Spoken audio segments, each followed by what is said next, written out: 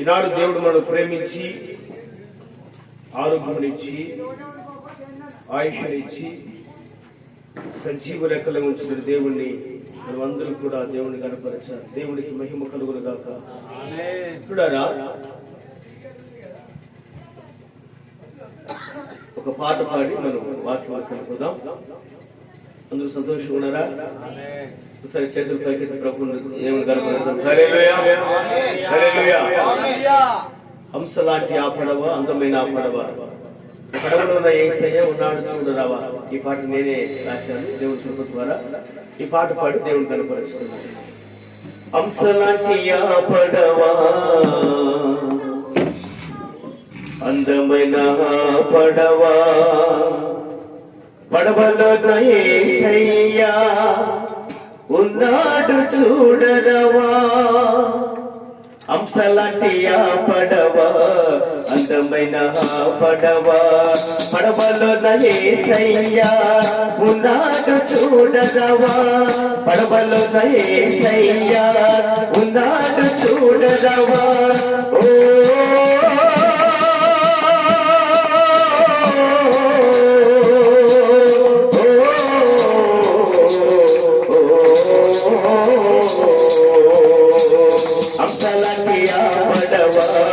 అందమైన పడవ, పడవలో యేసయ్య ఉన్నాడు చూడరావా.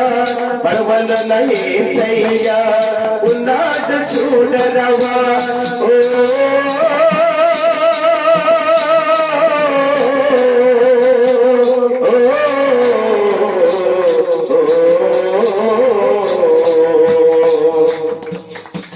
సుందరమైనది చుక్కాని లేనిది, సుందరమైనది చుక్కాని లేనిది, పరములకు ఆ పడవ పయనిస్తున్నది. పరములకు ఆ పడవ పయనిస్తున్నది. పడవలో నీవుంటే ముఖ్యమే పోతావు. పడవలో నీవుంటే ముఖ్యమే పోతావు. హంసలాంటి ఆ పడవ, అందమైన పడవ, పడవలో యేసయ్య ఉన్నాడు చూడరావా. పడవలో యేసయ్య ఉన్నాడు చూడరావా. ఓ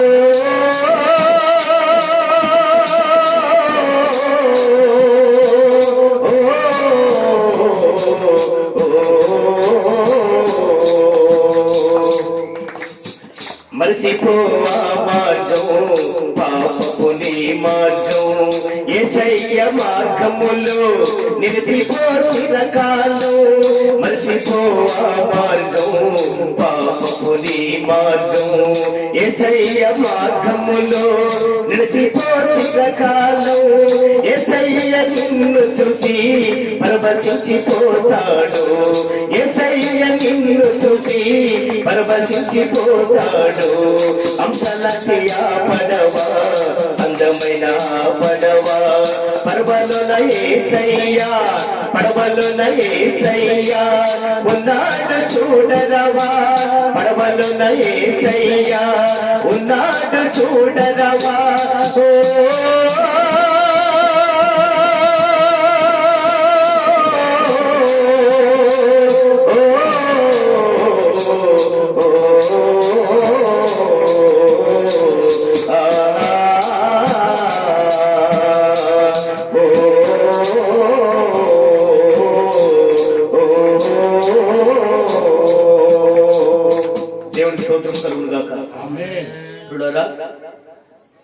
మానవుడిని చూసి దేవుడు ఎప్పుడు పరవశిస్తాడంటే, మానవుడు తన పాప మార్గమును విడిచిపెట్టి తను చేసే పాపసమైన క్రియలు మరిచిపోయి సుందరమైన పడవలో ఎప్పుడైతే మానవుడు ప్రయాణం చేస్తాడో అప్పుడు దేవుడు వారిని బట్టి పరవశిస్తాడు.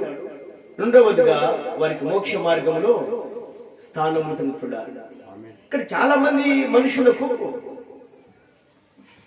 పరలోక రాజ్యం గురించి అంతగా అవగాహన లేదు కదా. చచ్చిపోతే ఎవరికెవరులే, గాలిలో కలిసిపోతుంది. ఏమండి, గమనించాలి.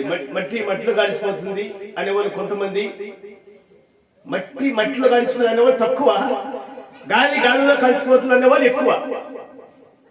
కొంతమంది చచ్చిపోతే దైవై తిరుగుతామన్న వాళ్ళు కూడా చాలా మంది.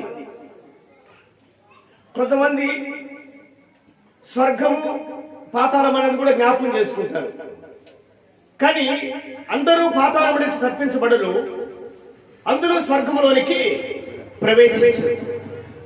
మరి ఎవరు ప్రవేశిస్తారు స్వర్గంలోనికి అంటే? పాప మార్గం విడిచి పరిశుద్ధమైన మార్గమును ఎవరైతే ఎన్నుకుంటారో వారు మాత్రమే స్వర్గంలోనికి ప్రవేశిస్తారు. చూడాలి, ఈనాడు చాలా మందికి ఈ స్వర్గం గురించి నరకం గురించి చాలా మంది ఆలోచించట్లేదు. ఉదయం లేచి ఎలా సంపాదించాలి, ఏ విధంగా సంపాదించాలి, ఎలా బాగుపడాలి, ఏ విధంగా బాగుపడాలి, ఎవరు నాశనం పడవలేదు, ఎవరు పాడైన పడవలేదు, నేను నా భార్య నా భర్త నా పిల్లలు నా కుటుంబం బాగుండేచాలని స్వార్థపూరితమైన ఆలోచన కలిగి మానవుడు జీవిస్తున్నాడు. కానీ ఉన్నపాటున నేను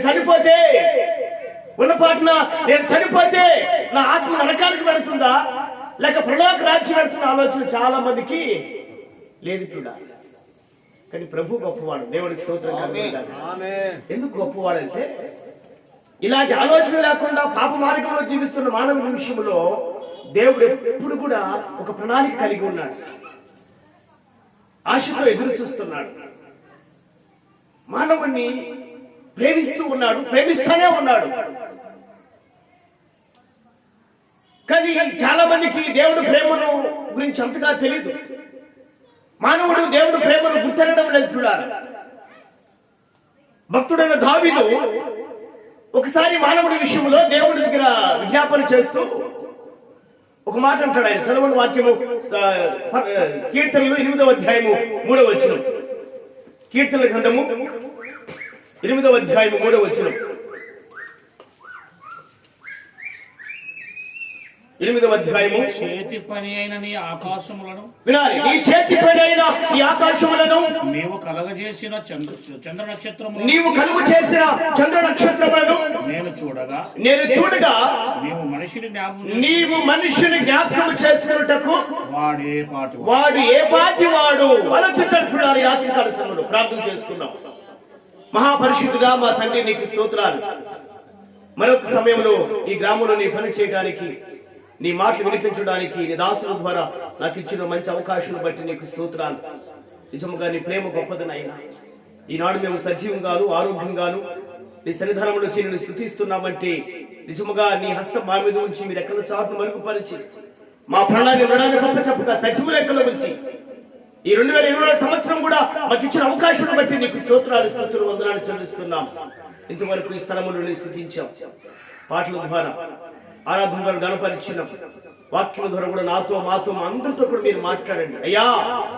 ఈ యంత్రం ద్వారా ఎంతమంది అయితే నీ మాటలు వింటున్నారో, యంత్రం ద్వారా ఎంతమంది అయితే నీ యొక్క పరిశుద్ధమైన ఫలమైన మాటలు ఘనమైన మాటలు వింటున్నారో అందరూ రేపటి దినము యేసు ప్రభు గురించి నాకు తెలియదని చెప్పడానికి వీలు లేకుండా అనేక మందితో మాట్లాడి రక్షణలో నడిపించమని యేసయ్య నామమున అడిగి వేడుకుంటున్నాము తండ్రి, ఆమేన్.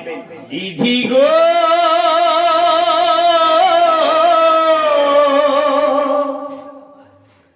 కలువరి సిలువ ప్రేమ మరుపురాని మధుర ప్రేమ. ఎవరి ప్రేమ అంటుంది? యేసయ్య ప్రేమ. ఇదిగో కలువరి సిలువ ప్రేమ మరుపురాని మధుర ప్రేమ. యేసు ప్రేమ, శ్రీ యేసు ప్రేమ, యేసు ప్రేమ, నా యేసు ప్రేమ. ఇదిగో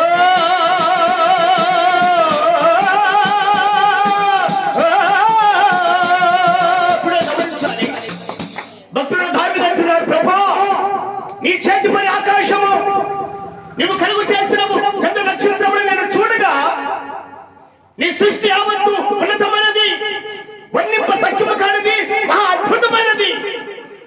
ఇంత గొప్ప సృష్టి యావత్తు మొత్తము కంటే ఒక మనుషుడు జ్ఞాపకం చేసుకున్నటకు, ఒక మానవుడు దర్శించుటకు వాడు ఏ పాటి వాడు. నిజమే. ఇప్పుడు ఆ రాత్రికాల సమయంలో గమనించాలి. దేవుడు నిన్ను ప్రేమిస్తున్నాడు అంటే, దేవుడు నిన్ను దర్శిస్తున్నాడు అంటే నిజంగా మానవుడు ఏ పాటి వాడండి? ప్రపంచంలో మానవుడు జీవిస్తున్నాడు, కానీ పరిశుద్ధత ఉందా? నీతి ఉందా? సత్యముడు న్యాయం అనుసరిస్తూ ఉన్నారా? ప్రేమ ఉందా? లేదు. చూడాలి, భయంకరమైన పాపసమ జీవితంలో మానవుడు జీవిస్తున్నాడు. కానీ నేను పాపిని అని ఆలోచన ఏ మానవుడికి రాలేదు. బైబిల్ చెప్తుంది అందరూ పాపులే. ఏ భేదము లేదు, కుల భేదము లేదు, మత భేదము లేదు, దేశ భేదము లేదు, స్త్రీ పురుషుల భేదము లేదు. మానవ జన్మయితూ జీవిస్తున్న ప్రతి మానవుడు కూడా, ఏ కులము గాని ఏ మతము గాని, మానవ జన్మయితూ జీవిస్తున్న ప్రతి ఒక్కరు కూడా పాపులే. నేను పాపిని కాదు అన్నవాడు ప్రపంచంలో ఎవరు లేడుతున్నారా? అందరూ పాపులే. పరిశుద్ధత లేదు, నీతి లేదు, యథార్థత లేదు, సత్యము లేదు. ఉదయం లేచిన కాంచి పాప సముద్ర జీవితంలో జీవిస్తున్నారు, పాప సముద్ర జీవితంలో కొట్టిమిట్లాడుతున్నారు, పాపంలోనే నడుస్తున్నారు. అలాంటి భయంకరమైన పాప సంబంధమైన కిలి కలిగిన మానవుణ్ణి దేవుడు ప్రేమిస్తున్నాడంటే ఒక కారణం ఉంది. ఏమిటా కారణం? అసలు మానవుడు దేవుని ప్రేమించుటకు మానవుడి విషయంలో దేవుడు ఉద్దేశం ఏమన్నది? అసలు మానవుడు ఎవరు? ఆనాడు రండి మన పోలుకు చొప్పున భూమి మీద మనను తయారు చేస్తామని చెప్పేసి దేవదూతలు ఆహ్వానించి మనను తీసుకొని మానవుడు తయారు చేసి వాడు నాశకాంతంలో జీవవాయువుగా వాడు జీవాత్మయను. ఈనాడు మానవుడి శరీరంలో ఏముందంటే దేవుడు పెట్టిన దీపం ఉంది. ఏముందండి? మానవుడి శరీరంలో ఏముందంటే దేవుడు పెట్టిన దీపం. బైబిల్ చదవండి ఒకసారి. సామెతలు 20:27 వచనం. సామెతల గ్రంథము 20వ అధ్యాయం 27వ వచనం. త్వరగా సామెతలు 20వ అధ్యాయం 27వ వచనం. నరుని ఆత్మ యెహోవా పెట్టిన దీపం. ఈనాడు నువ్వు సజీవంగా ఉన్నామంటే, ఈనాడు సమాజంలో నువ్వు విలువ కలిగి జీవిస్తున్నావు కారణం తెలుసా? నీ శరీరములో ఆత్మ ఉన్నంత వరకే నీ శరీరానికి విలువ. నీ శరీరములో ఆత్మ ఉన్నంత వరకే నువ్వు సమాజంలో విలువ కలిగి జీవిస్తున్నావు. అయితే ఎప్పుడైతే నీ శరీరం విడిచి ఆత్మ బయటికి వెళ్ళిపోతుందో, ఎప్పుడైతే నీ శరీరం విడిచి ఆత్మ బయటికి వెళ్ళిపోతుందో, నువ్వు ఎంత ఉన్నతమైన స్థితిలో జీవించు. నువ్వు కోటీశ్వరుడుగా, అమెరికాకు ప్రెసిడెంట్గా ఒక ఉన్నతమైన స్థితిలో జీవించు. నువ్వు అందగాడివా, ఎలాంటి ఉన్నతమైన స్థితిలో నువ్వు జీవించినప్పుడు కూడా ఆత్మ శరీరంలో ఉన్నంత వరకే ఈ శరీరానికి విలువ. కానీ ఆత్మ దాటి బయటకు వెళ్ళిపోతే ఈ శరీరం కూడా ఇంట్లో బయటకు వచ్చేస్తుంది. అర్థమైందా? అప్పుడు నేను పేరు పెట్టి పిలవరు. నేను పేరు పెట్టి పిలవరు. ఏమని పిలుస్తారు? శవం. మనిషిని పిలుస్తారా? ఏమండి? ఎక్కడున్నారు? చచ్చిపోయిన మనిషి ఎక్కడున్నారు అంటారా? చనిపోయిన మనిషి ఎక్కడున్నారు అంటారా? అనుకుంటున్నారు. చచ్చిపోయిన శవం ఎక్కడుంది? శవం ఎక్కడుంది? ఇంకా కొంచెం నాచుగా వెళితే పార్థివ దేహం అంటారు. ఏమంటారు? చూసిన చూడారా? అందుకే బైబిల్లో ఒక చక్కటి మాట ఉందండి. ప్రసంగి 9వ అధ్యాయం 4వ వచనం ఒకసారి. ప్రసంగి గ్రంథము 9వ అధ్యాయం 4వ వచనం. బ్రతికి ఉండే వారితో కలిసిమెలిసి ఉన్న వారికి ఆశ కలదు. చచ్చిన సింహము కంటే బ్రతికి ఉన్న కుక్క మేలు కదా. దేవుని స్తోత్రం కలుగును గాక. హల్లెలూయా. ఏమన్నా ఇక్కడ? చనిపోయిన సింహము కంటే బ్రతికి ఉన్న కుక్క మేలు కదా. బ్రతికి ఉన్న కుక్క మేలు కదా. అడవికి రాజెవరండి? సింహం. అడవికి రాజెవరు? సింహం. సింహం గర్జించిందంటే అడవిలో ఉన్న జంతువులను కూడా గడగడగడగడలాడాల్సిందే. ఈనాడు మానవుడు సింహంలాగా జీవించిన, అర్థమైంది నీకు? ఈనాడు మానవుడు సింహంలాగా జీవించినప్పుడు కూడా ఏమండి, ఒకవేళ శరీరంలో వచ్చి ఆత్మ బయటికి వెళ్ళిపోతే చచ్చిన సింహముతో సమానమే. అందుకే ప్రసంగం అంటున్నాడు, చచ్చిన సింహము కంటే బతికి ఉన్న కుక్క మేలు కదా. పూర్వకాలంలో కుక్కలు అంటే అసహించుకునే వాళ్ళు దూరంగా పంపించేసేవారు. ఈనాడు కుక్కలను కూడా ఇంట్లో తెచ్చుకొని సాకుకొని చాలా ప్రేమగా తీసుకుంటున్నారు. వాస్తవం మాట. మా ఇంట్లో కూడా 3 కుక్కలు ఉన్నాయి. అయ్యగారు చూశారు, మా ఇంట్లో 3 కుక్కలు ఉన్నాయి. 8 కుక్కలు ఉన్నాయి. జాకీ, జానీ, జూలీ 3 కుక్కలు. చూడారా, ఒకసారి దీర్ఘంగా ఈ మాటలు వినండి. నిజంగా దేవుడు ఈ రాత్రికాల సమయంలో నీతోనే మాట్లాడుతున్నాడు. చనిపోయిన సింహం కంటే, చచ్చిన సింహం కంటే బ్రతిక ఉన్న కుక్క మేలు కదా. ఎందుకంటే సింహం శరీరంలో ప్రాణం లేదు, కుక్క శరీరంలో ప్రాణం ఉంది, కానీ సింహం శరీరంలో ప్రాణం లేదు. చూడాలి. అందుకే ప్రసంగా అంటున్నాడు, నువ్వెంత ఉన్నతమైన స్థితిలో జీవించినప్పుడు కూడా నీకు విలువ ఉండాలంటే నీ లోపల ఆత్మ ఉండాలి. నీ లోపల ఏముండాలి? ఇది ఎవరు పెట్టారు? ఆత్మ. నరుని ఆత్మ యెహోవా పెట్టిన దీపం. ఈనాడు దేవుడు పాప సంబంధమైన కలిగిన మానవుడిని దేవుడు ప్రేమిస్తున్నాడంటే దాని కారణం ఏమైనా తెలుసా?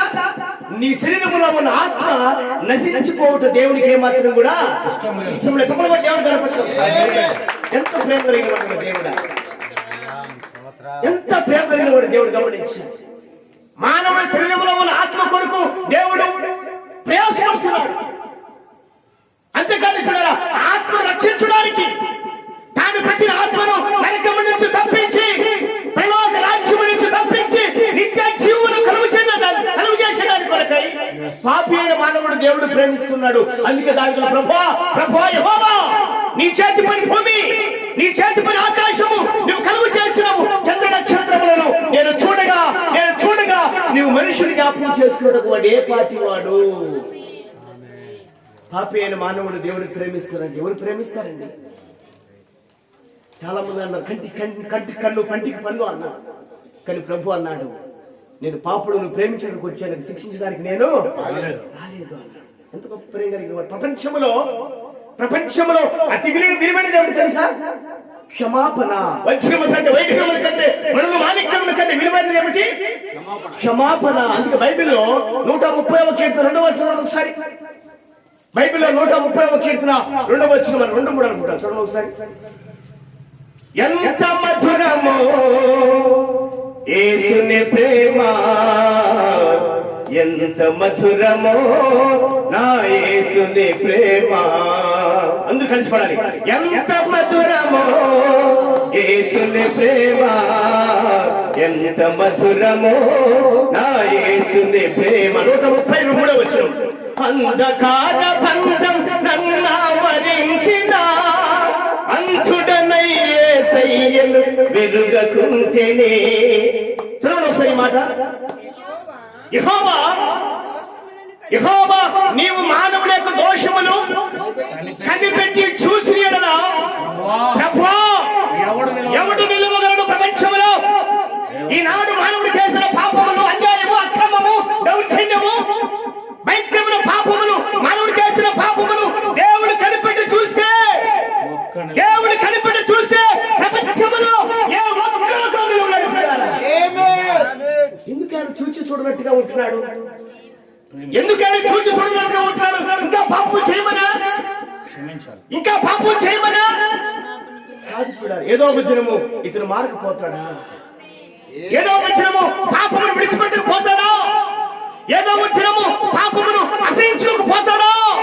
ఏదో ఒక దినము పాపమును విడిచి నా ఎదురు రాకపోతాడని చెప్పేసి దేవుడు దీర్ఘశాంతముతో మానవుడిని ప్రేమిస్తూ ఎదురు చూస్తున్నాడు. చూడాలి ఎంత గొప్ప ప్రేమ యేసేపు. దేవునికి మహిమ కలుగునుగా.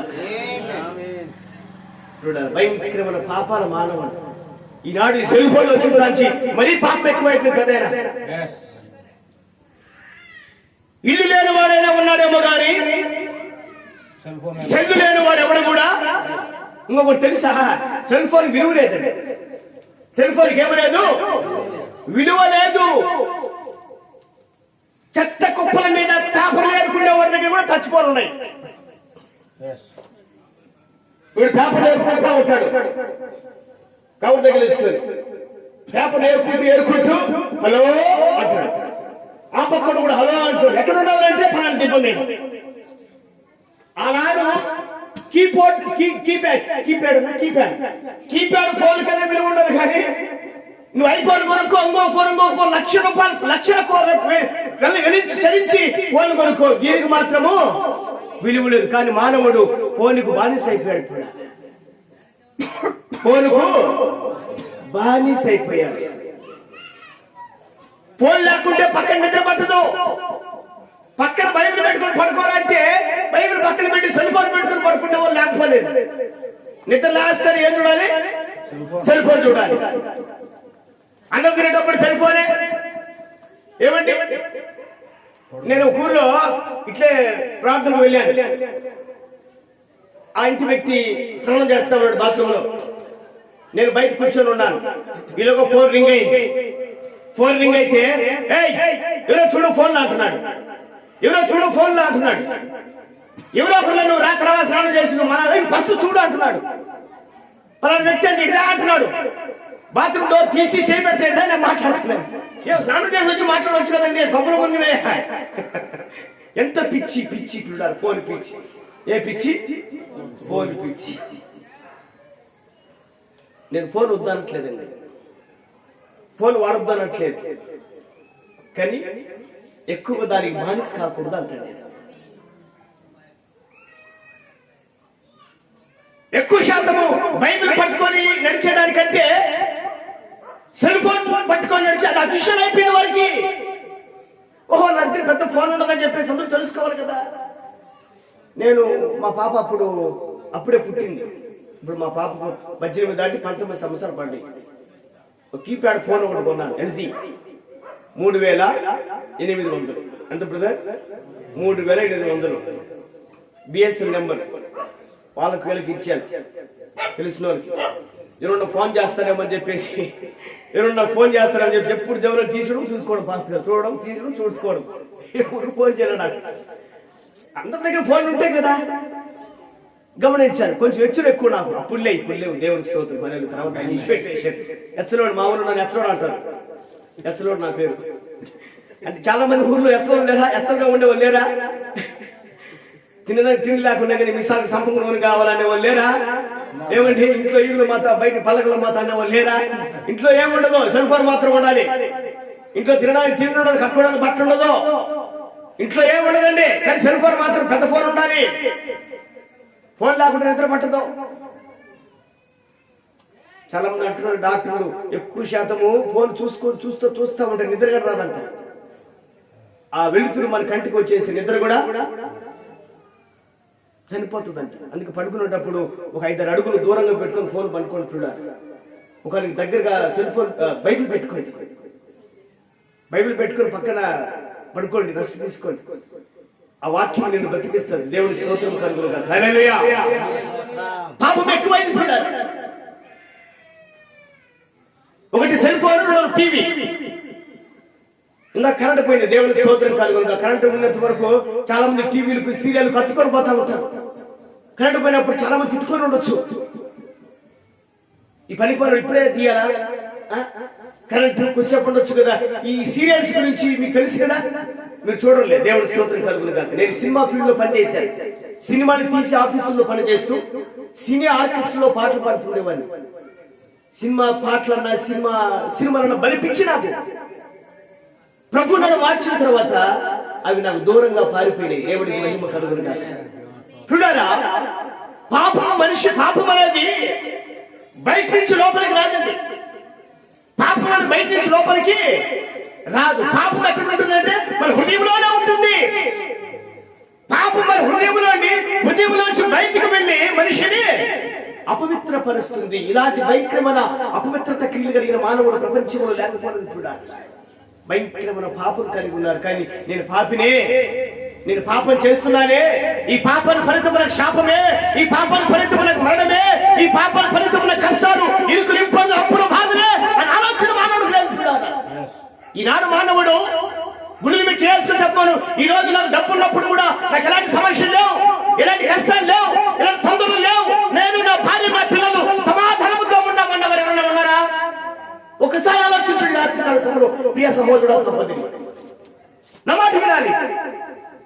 నీకు ధనం ఉండొచ్చు, ధాన్యం ఉండొచ్చు, భూములు, పొలములు, ఆస్తి పాస్తులు సమృద్ధిగా ఉండొచ్చు, కానీ నీ కుటుంబంలో సమాధానం ఉందా? నీ కుటుంబంలో నెమ్మది ఉందా? నీ కుటుంబంలో శాంతి ఉందా?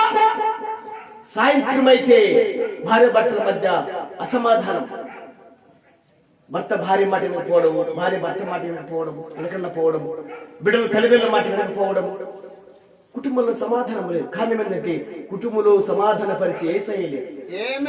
ఏ కుటుంబంలో అయితే నా ప్రభు ఉంటాడో, ఏ కుటుంబంలో అయితే జీవమున యేసయ్య ఉంటాడో ఆ కుటుంబంలో సమాధానం ఉంటుందండి.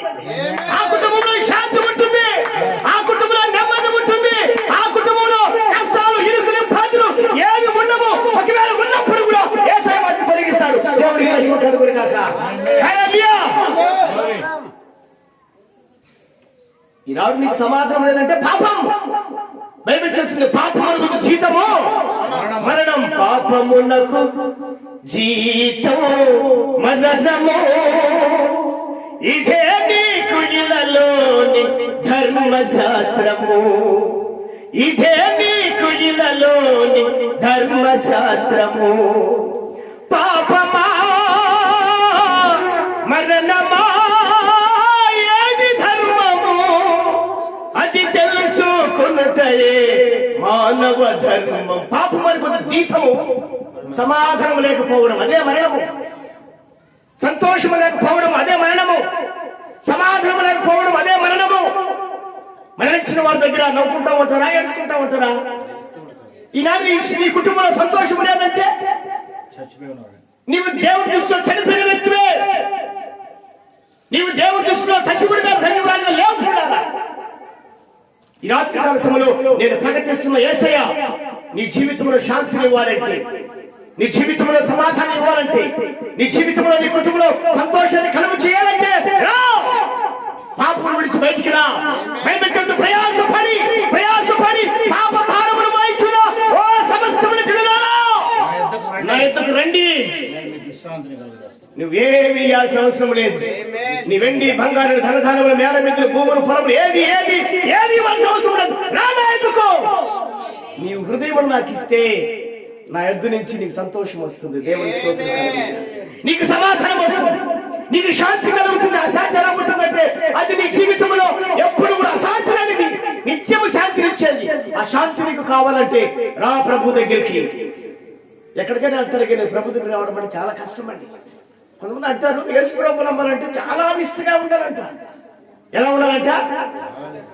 చూడరా ప్రభు ఏం కోరాడు నీ అర్థం నుంచి? నా కుమారుడా నీ హృదయం నాకు ఇమ్ము అన్నాడు. ఏమన్నాడు? హృదయం ఇమ్మన్నాడు కానీ నీ ఆశీర్వాదాలు ఇమ్మలేదు. నువ్వు ప్రభు దగ్గరికి ఏది తీసుకురావాల్సిన అవసరం లేదు. నీ హృదయం తీసుకురావు. నీ హృదయం వ్యాధి కలిగినది, నీ హృదయం భయంకరమైన వాసకరమైనది. నీ హృదయంలో ఏదైతే కలుగుతున్నాయో అవన్నిటి కూడా నువ్వు అనుభవిస్తున్నావు, చేస్తున్నావు. కాబట్టి వాటన్నిటిని కూడా విడిచి నీ హృదయం ప్రభుకిస్తే ప్రభు ఆ హృదయంలో ప్రవేశిస్తాడు. నీ హృదయంలో ఎప్పుడైతే యేసయ్య ప్రవేశిస్తాడు నీ ఇంట్లో కూడా యేసయ్య ఉంటాడు. దేవునికి స్తోత్రం కలుగును. ప్రపంచం అతి భయంకరమైనది ఏమంటే మానవుని హృదయమేనంటే. మనం తలుచుకుంటే ఈ ప్రపంచాన్ని అరచేతులు ఉంచుకోగలుగుతున్నాం. కానీ మనం తలుచుకుంటే ఈ ఉరవకొండను ఏ ఊరిని ఉరవకొండ మనం తలుచుకుంటే ఈ ఊరి పేరు సల్లాపురం అరచేతులు ఉంచుకోగలుగుతాము. కానీ మనం తలుచుకుంటే మన హృదయం మన మాట వినదు. ఎందుకు? అది భయంకరమైన మోసకరమైనది. వ్యాధి కలిగిన హృదయము వ్యాధితో నిండిన కపట కేంద్రము, దానిని గ్రహించుట ఎవరి సాధ్యము? అందు ఫలవాత కలిసి హృదయము వ్యాధితో నిండిన కపట కేంద్రము, దానిని గ్రహించుట ఎవరి సాధ్యము? మనసు మర్మమెరిగిన మహనీయుడా, మనసు మార్చగలిగిన నిజ దేవుడా. నీ మనసును మార్చగలిగిన దేవుడు యేసయ్య మాత్రమే. ఎందుకంటే పరిశుద్ధుడు, పాపం లేదు వాడు, కామ కోప లోప మోహములు ఆశ్చర్యములు లేదు వాడు పరిశుద్ధుడు. కాబట్టి ఆయనొక్కడే నీ హృదయం మార్చగలిగిన వాడు. ఆయనొక్కడే పాపం నుంచి దూరం చేయగలిగిన వాడు. ఆయనొక్కడే శాపం నుంచి తప్పించగలిగిన వాడు. ఆయనొక్కడే నీ జీవితంలో కష్టాలు, శ్రమలు, ఇరుకులు, ఇబ్బందులు ఇవన్నీ కూడా తొలగించి నీకు సంతోషమైన సమాధానమును నెమ్మది ఇవ్వగలిగిన వాడు ఎవరైతే నా ప్రభు అయిన యేసుక్రీస్తు వారు. దేవుడికి మహిమ కలుగును గాక. మరి వస్తావా? నువ్వెన్నైనా చెప్పు, నువ్వేంటైనా చెప్పు, నేను లాగా చచ్చిన పర్వాలేదు, నేను మాత్రము పాపం విడిచి రాను.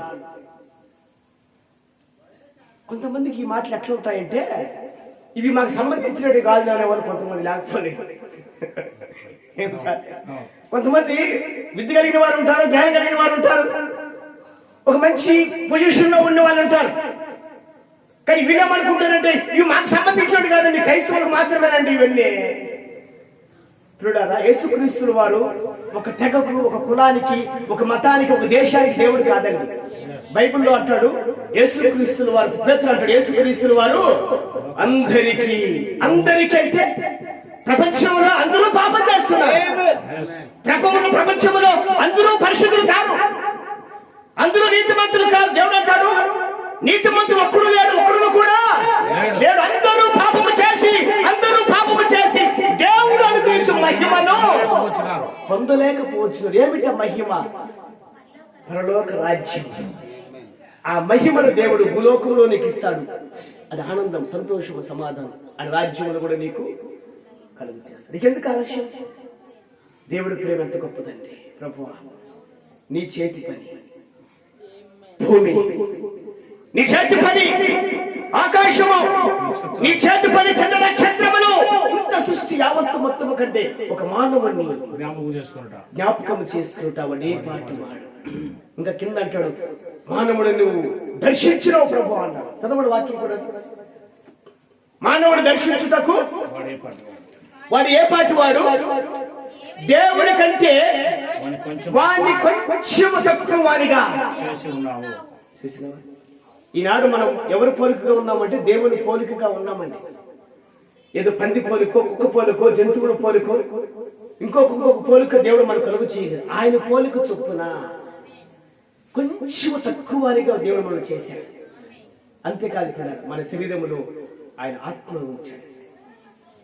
ఈనాడు మనం సజీవంగా ఉన్నామంటే గ్రామములో విలువ కలిగి, నువ్వు తెలుసా, బతుకున్నప్పుడు ఎవరు కూడా భయపడరు మనం చూసి, చచ్చిపోయినప్పుడు అందరూ భయపడతారు. ఇది చాలా విచిత్రంగా ఉంటుంది కదా. మన తల్లి కానీ, మన భార్య కానీ, మన బిడ్డలు కానీ, పెద్దనా ఇప్పుడు ఈ పేరు నా పేరు జాన్ భాస్కర్. ఇప్పుడు నేను మీ మధ్యలో ఉన్నాను, నన్ను చూసి మీరు భయపడుతున్నారా? ఎవరు భయపడలేదు? అదే నేను చనిపోతే, అదే నా శరీరంలో వచ్చి నా ఆత్మ బయటికి వెళ్ళిపోతే, నన్ను తీసుకొచ్చి బయట పడిపోతాను గదిలో, నన్ను ఏసీ రూమ్లో పెట్టాను. నాకు కోట్ల ఆస్తులు ఉన్నప్పుడు కూడా అయ్యో నా భర్త, నా తండ్రి, నా బిడ్డ, నా యొక్క అన్న అని చెప్పేసి నా బంధువులు, నా యొక్క భార్య, నా బిడ్డలు నన్ను ఏసీ రూమ్లో పెట్టి నా కొరకు సపరేట్ గా ఒక మంచి ఏసీ గది కట్టించి అప్పుడప్పుడు చూసుకోవచ్చు అని చెప్పేసి నన్ను ఏసీ గదిలో ఉంచారంటే, ఎక్కడో ఊరి చివర శ్మశానంలో ప్రేమను కూడా కోల్పోతాడు. నీవెంత ఏది కూడా రాదు. నీవు పోయినప్పుడు ఏ చెదరే గాని ఎవరు రారయ్యా నీ వెంట. ఒకసారి ఆలోచించాలి ఈ పాట.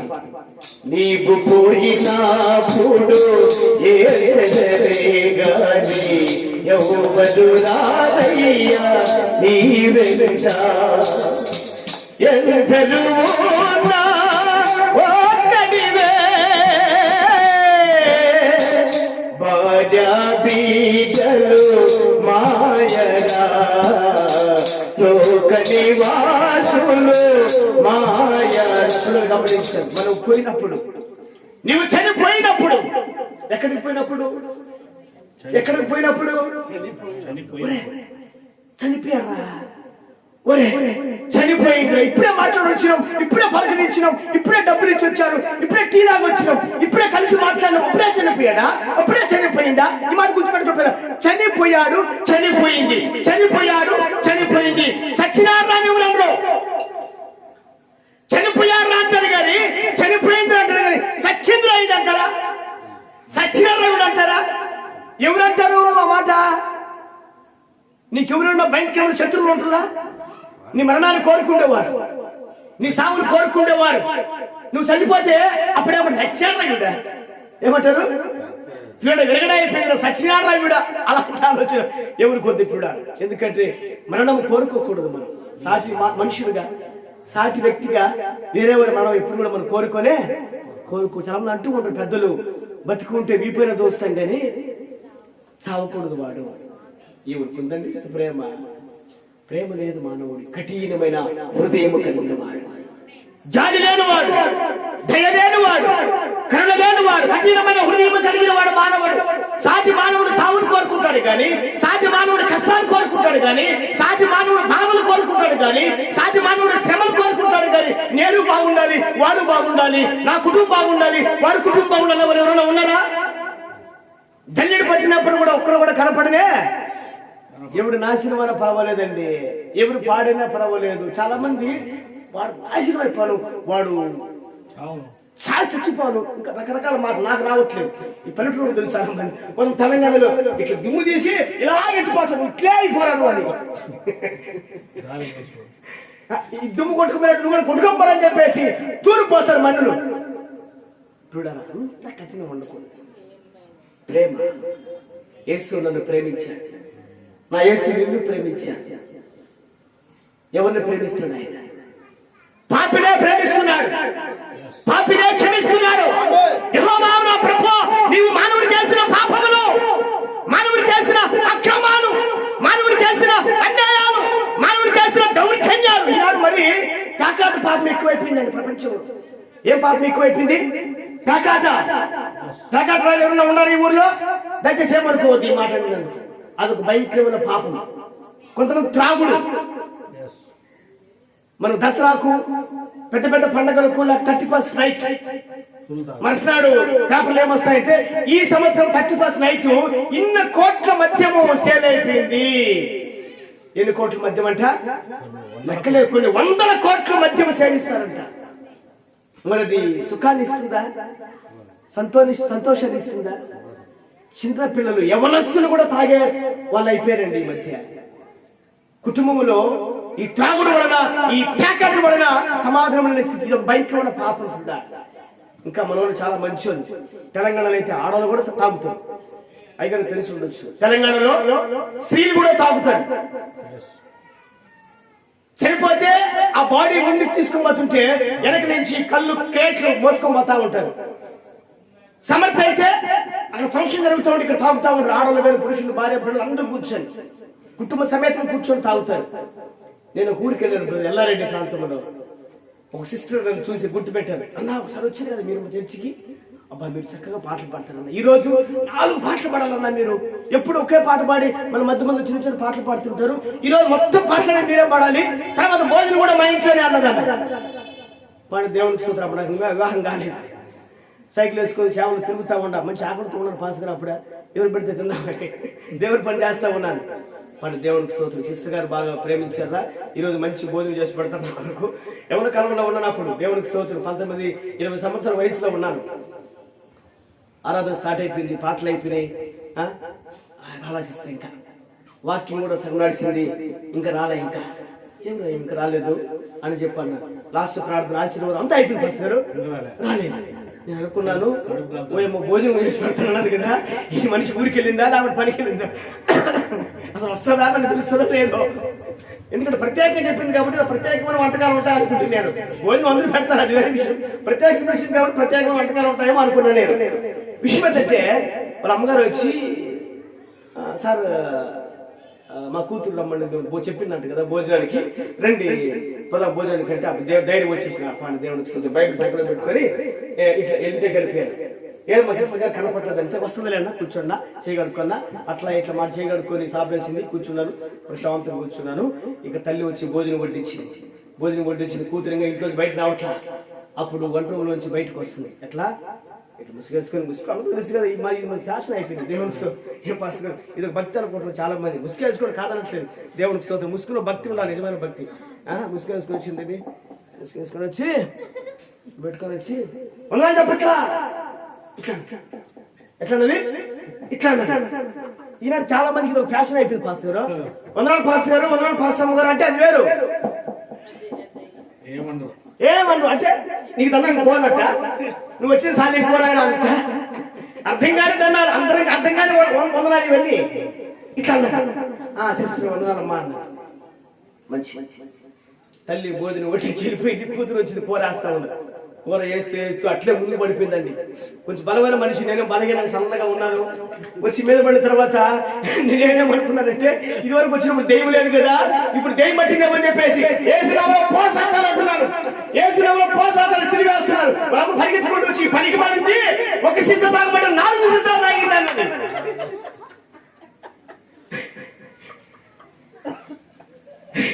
ఇదివరకు వచ్చినప్పుడు ఈ మనిషి దెయ్యం లేదు, ఇప్పుడు ఈ మధ్యలో దెయ్యం పట్టిందేమో. చాలా మందికి దేవుని బిడ్డలు కూడా దెయ్యాలు పడుతుంటారు అప్పుడప్పుడు. ఎందుకు దెయ్యాలు పడితే దేవుడు ఉన్నాడు కాబట్టి ఆటోమేటిక్ దెయ్యం వచ్చేస్తారు. ఇదివరకు వచ్చినప్పుడు దేవుడు లేదు కదా, పాపం దెయ్యం పట్టిందేమో, అందుకే దేవుని దగ్గర రావడానికి భయపడిందేమో అని చెప్పేసి నేనేం చేశానంటే మెల్లగా లేపి నెత్తి మీద చేయబెట్టి సిలువేసి ఏసు రక్తముంచం ఏసునామములో పోసాతాను అన్నాను. అలా పరిగెత్తుకుంటూ వచ్చి ఈ పనికి మంది ఒక సీసా తాగకుండా 4 సీసాలు తాగిందా. ఇదేంటే నాయన 4 సీసాలు ఏంటంటే భర్తతో కొట్లాడు. ఆ రోజే భర్తతో కొట్లాడి కోపం తట్టుకోలేక నువ్వు తాగితే నేను తాగినా అన్నట్టుగా తాగేసింది 4 సీసాలు. మన వాళ్ళు చాలా మంచి వాళ్ళు, మన ఆంధ్ర వాళ్ళు. నేను చప్పట్లు కొట్ట స్త్రీల గురించి ఒకసారి గట్టిగా దేవునికి స్తోత్రం కలుగుతుంది. ఎంత మంచి వాళ్ళండి మన వాళ్ళు. ఎంత మధురమో యేసుని ప్రేమ, ఎంత మధురమో నా యేసుని ప్రేమ. ఇప్పుడు గమనించాలి, ఇది ఒక త్రాగుడు అనేది చాలా మంది దానికి బానిస అయిపోయారు.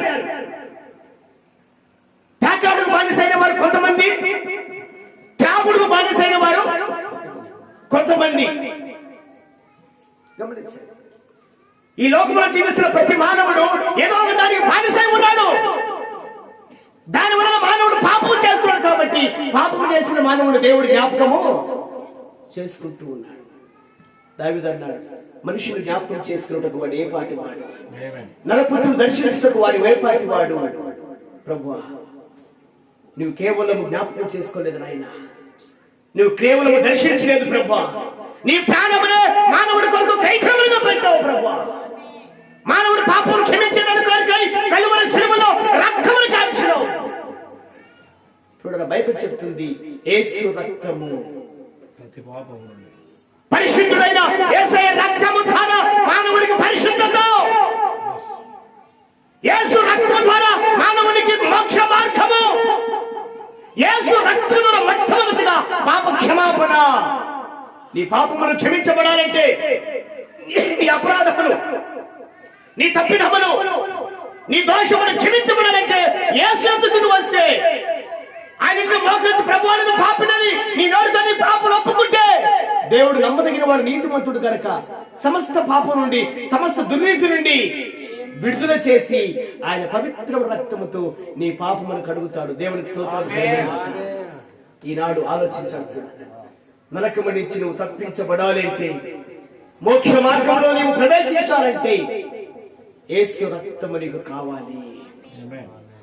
యేసు రక్తము ద్వారా మానవుడికి పాప క్షమాపణ. ఇది బైబిల్ చెప్తున్న సత్యం. చూడాలా, ఆయన పరిశుద్ధుడు, మానవుడు పాపాలు క్షమించే అధికారం కలిగిన వాడు. ఆయన ఏ పాపము లేనివాడు కాబట్టి మానవుడు పాపాలు క్షమించే అధికారం ఆయన ఉత్తరంగా మాత్రమే ఉంది. చూడాలా, నేను దొంగనై ఉండి నువ్వు దొంగలు అనడానికి వీరులే, నేను పాపినై ఉండి నువ్వు పాపి అనడానికి వీరులే. నువ్వు దొంగలడానికి అలాంటి నాలో ఏ దొంగతనము ఉండకూడదు. నువ్వు పాపి అని నేను అనాలంటే నాలో ఏ పాపం కూడా ఉండకూడదు. ఇంకా ప్రభు అన్నాడు, నాలో పాపం ఉన్నట్లు, నాలో పాపం ఉన్నట్లు మీరెవరైనా రుజువు పరచగలరా? ప్రపంచంలో ఏ ఒక్కడు కూడా రుజువు పరచలేరు. చాలా మంది కొన్ని రాజకీయ నాయకులు కూడా కొన్ని డైలాగ్ చెప్తా ఉంటారు, క్షమించడానికి యేసు ప్రభు అంతటి వాడిని నేను కాను అంటారు. ఇప్పుడు విన్నారు ఈ మాటలు? క్షమించడానికి యేసు ప్రభు అంతటి వాడిని నేను కాను. ఆయన ఒక్కడే క్షమించగలిగిన వాడు, ఆయన ఒక్కడే ప్రేమించగలిగిన వాడు, ఆయన ఒక్కడే పాతాళం నుంచి తప్పించగలిగిన వాడు, ఆయన ఒక్కడే నీ జీవితంలో శాంతిని సమాధానమును కలుగు చేయగలిగిన వాడు, ఆయన ఒక్కడే నీ సమస్యలు విడుదల చేయగలిగిన వాడు, ఆయన ఒక్కడే నీ అప్పుల బాధలు తొలగించగలిగిన వాడు, ఆయన ఒక్కడే నీ రోగములు తొలగించగలిగిన వాడు, ఆయన ఒక్కడే నీ జీవితంలో శాంతి, సమాధానం, సంతోషం, నెమ్మది కలుగు చేయగలిగిన వాడు నజరేయుడైన యేసు వారు మాత్రమే. తప్పకుండా దేవుని కనపరుస్తున్నారు. నీకెందుకు ఆలస్యం? ఇదే అనుకున్న సమయం, ఇదే రక్షణ దినం. రేపటి దినం అనేది కాదు. ఉంటావో ఊడిపోతావు నీకు తెలియదు. తీర్మానం చేసుకో, ప్రభు దగ్గరికి రా. ఇంకా ప్రభు గురించి వినాలనుకుంటే ఉరవకొండలో అయ్యగారు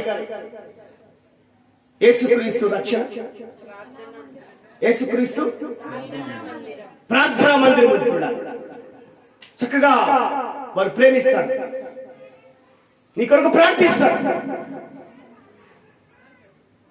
నీకు క్రీస్తు గురించి బోధిస్తారు. రండి, దర్శించండి, పరీక్ష చేయండి కూడా. ఇదే అనుకూలం సమయం, తీర్మానం చేసుకో. ఈ సమయంలో ప్రభుని ప్రేమిస్తున్నా. దేవుడు నిన్ను, నీ కుటుంబాన్ని దీవించి ఆశీర్వదించును గాక.